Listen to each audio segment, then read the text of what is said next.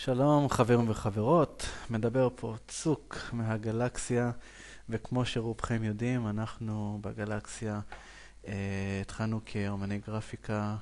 יש לנו קטלוג נרחב מאוד של מדע בדיוני, פנטזיה, אנימה, ואותם עיצובים אנחנו מדפיסים על חולצות וכל מיני שטותקיסים אחרים, וכמובן גם מדפיסים לחבר'ה בעיצוב אישי. אנחנו רצינו לעשות איזה וידאו קטן, אה, ואולי זה יתפתח לעוד כמה, נראה מה תהיה הדרישה. לגבי פוטושופ, אוקיי, אז פוטושופ זה תוכנה שהרבה אנשים לא מסתדרים, או אולי פוחדים. זה דברים שאני שמעתי.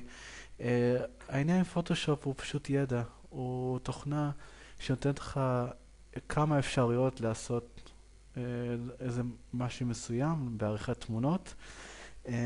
הוא פשוט צריך להכיר. אז בואו נתחיל.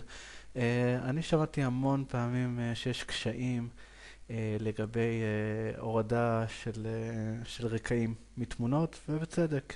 יש תמונות שהן פשוטות, ויש תמונות שהן קצת יותר קשות בשביל להוריד את הרקע, ואני אראה לכם שתי שיטות מאוד בסיסיות להורדת רקע. עכשיו, אני משתמש בפוטושופ 5, אני מאוד אוהב את התוכנה הזאת. יש כאלה שמעדיפים את הפוטושופ 6, אני אישית לא מצאתי סיבה, אבל בואו נתחיל. זה קופי, הכאב הכי חמוד בעולם.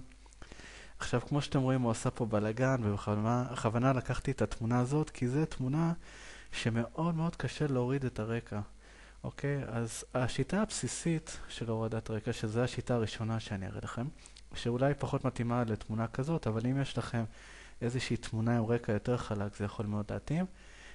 בעצם אנחנו הולכים לפה, יש פה קליק ימני, נותן לנו אופציה של מחקים.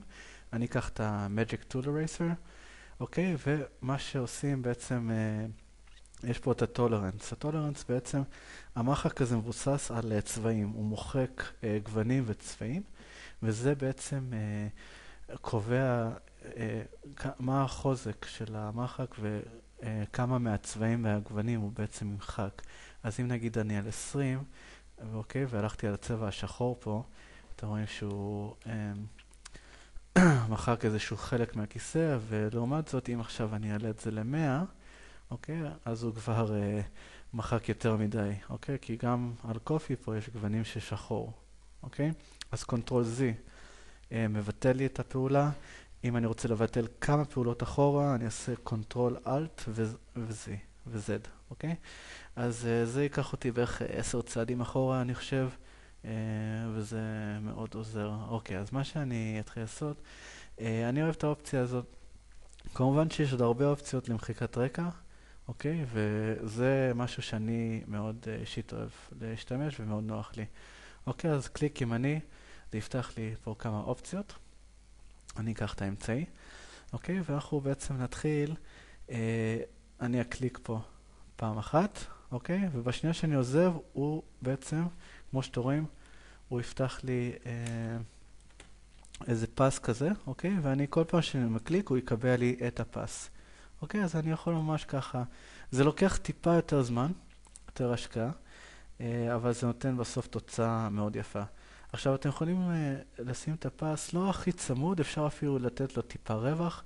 יש עוד איזו עריכה אחרי זה, ואני אראה לכם למה אפשר להשאיר את זה. אוקיי, אז במקרה הזה אני אפילו יכול לתת לו את הטיפה מרווח הזה פה. אוקיי? עכשיו, אני הולך לבטל את זה, אוקיי? אני פשוט הכנתי אחד מראש, שלא תצטרכו לחכות כל הזמן הזה, אוקיי? ובעצם אני כבר סימנתי ככה את מה שאני רוצה שיהיה בתוך התחום, מה שיהיה מחוץ לתחום המחיקה ומה שיהיה בפנים, אוקיי? אז בעצם בשנייה שאני סובבתי את כל הצורה שרציתי בעצם לסמן, אוקיי? הוא יהפוך להיות מזוגזג. אוקיי? עכשיו, אחרי שסיימתי ועשיתי את כל הצורה, אני צריך להתחיל, אוקיי? ולחזור לאותו נקודה של מוצא. זה מאוד חשוב. אני אלך פה לאופציה הזאת של Refine Edges. אוקיי? בשנייה הזאת הוא העלים לי את הרקע, אבל הרקע יחזור, ואני אראה לכם מה לעשות עם זה בסוף. פה הוא בעצם פותח לי איזשהו סרגל. אוקיי? אני מחזיר את זה, אני בעצם רוצה לקבוע לו, אוקיי? זה מה שמחקתי, ואתם רואים, השארתי פה טיפה קצת מהרקע, אוקיי? ואני רוצה להתחיל בעצם להוריד את הרקע הזה. אוקיי? אז נתחיל ברדיוס. אוקיי? אנחנו מתחילים להוריד מהרקע. אתם רואים? זה כבר נראה אחרת לגמרי. אוקיי? ואם אני אפילו רוצה לעבוד על נקודות מסוימות, אני יכול לעשות את הדבר הזה, ואז ממש מעלים לי את כל הקטנים האלו פה. אוקיי? אז זה מאוד עוזר.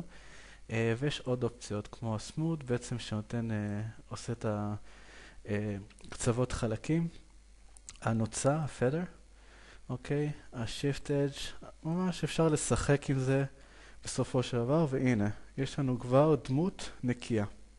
אוקיי? בשנייה שעשיתי לו אוקיי, הוא מחזיר את הרקע, אבל החשש, אנחנו עוד מעט נעלים את זה. אני אפתח דף חדש. אוקיי, אני הולך על דף A4, עשיתי Ctrl N, אפשר גם פה בפייל לפתוח, לעשות New, אבל Ctrl N זה פותח לי דף חדש. אני אקבע לו בעצם שאני רוצה A4 לאורך, 21 עד 29, 70, רזולוציה 72. אני אעשה פה, אני אחץ על RGB, אני מעדיף את זה, נותן צבעים יותר יפים, וכמובן יכולים לקבוע אם אנחנו רוצים שיהיה רקע או בלי רקע. אוקיי, אז אני עושה טרנספרנט, אני רוצה את זה בלי הרקע. אוקיי, מעביר לסמן, ופשוט גורר את קופי לדף חדש, למפתחים. אוקיי, אז הנה אראה לכם.